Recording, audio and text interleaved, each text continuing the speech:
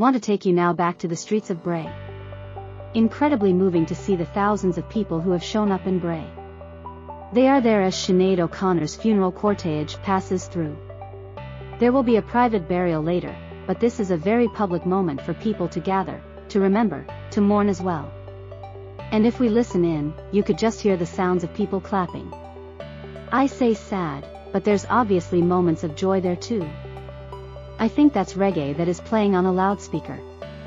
And I have just read that moments ago there were people who were gathered near the cortege who broke into a rendition of Nothing Compares to You, which was Sinead O'Connor's greatest hit that she had back in 1990. But roads are closed in Bray near her home where she used to live, so that fans were able to pay their respects here. Lots of people meeting outside of her house. They laid notes and flowers as well. And then, as you can see, the cortege moving along the coastal road, you can just see the sea there bidding their farewell. When the procession then goes on to what will be a private service, let's take you to Sarah Gervin, who is in Bray and joins me now live. Sarah, obviously a somber day, but we're just hearing some music, and I think it was reggae that was playing. So obviously, some moments of joy and some lovely memories that people are sharing. Yeah, you're absolutely right. This has been a real day of mixed emotions. Of course, people are mourning the loss of Sinead O'Connor at the age of just 56, but they're also celebrating her life and her music. And you did hear some reggae music there.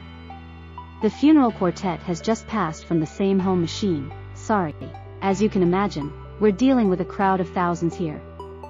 It has just passed by her former home in Bray where she lived for 15 years. And there was a Volkswagen van with a speaker strapped to the top of it was playing some of her greatest hits. And just a few moments before the cortege passed, there was a massive sing-along. People broke out into their own version of Nothing Compares to You, and that music was playing, but then they stopped in front of her former home. The music was cut. They may have been hoping for a moment of silence, but there was just clapping and clapping and clapping, and that's what you can hear at night. The cortege is passing along the coast road. It's about a kilometer long. Thousands of people are following that and have lined these streets. These are Sinead family, Connor's family members, and friends who are just passing along at the moment. And as you say, they're going on to a private burial. It was a private service held this morning. This is the only public part of her funeral, and it shows how important Bray was to her. She lived here for more than a decade. She was part of the community here, and it was brave that her family said she loved living here. She loved the people and that has become the focus of her funeral today. And it is a private service and a private burial to mark the end of a life that was there for so many years in the public gaze. Sarah, how many people are talking today not just about her music and what she meant to them, but also her activism? Many people are speaking about that. One fan I spoke to earlier said that for him her music was a way to Sinead O'Connor, but when he really fell in love with her and became a separate fan, he said, is when he became aware of her activism work. He said that she spoke for people who didn't have a voice, who couldn't speak for themselves. In the 90s she was talking about abuse, she was talking about misogyny, hypocrisy, where no one else in Ireland was talking about that, but she did, and that's why her fans wanted to stand here for her today. Applause. So we're just taking a moment to listen and hearing those many thousands of people who are there just walking along and clapping as the cortege goes past. Do we know what's going to happen later today in terms of the private ceremony? Well, no details of that have been released as yet. We know that Sinead O'Connor was a reluctant superstar. She was the pop star who didn't want to be a pop star and really struggled with life in the public eye for many years.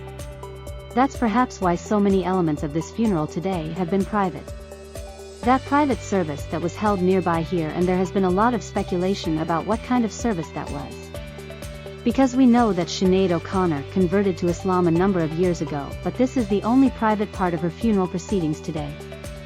The rest is private, and no other details have been released by her family members or her management or anyone. We saw them passing by just a few minutes ago. When I suppose it's a moment for them. She was a global superstar, but she chose, and they chose, to have her funeral proceedings here in Bray, a coastal town in County Wicklow. And that's a moment for them to have for their Sinead, right?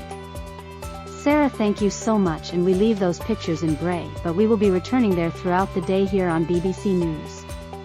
As you can see, thousands of people just walking alongside, clapping, throwing flowers, walking alongside the cortege, paying their respects to Sinead O'Connor.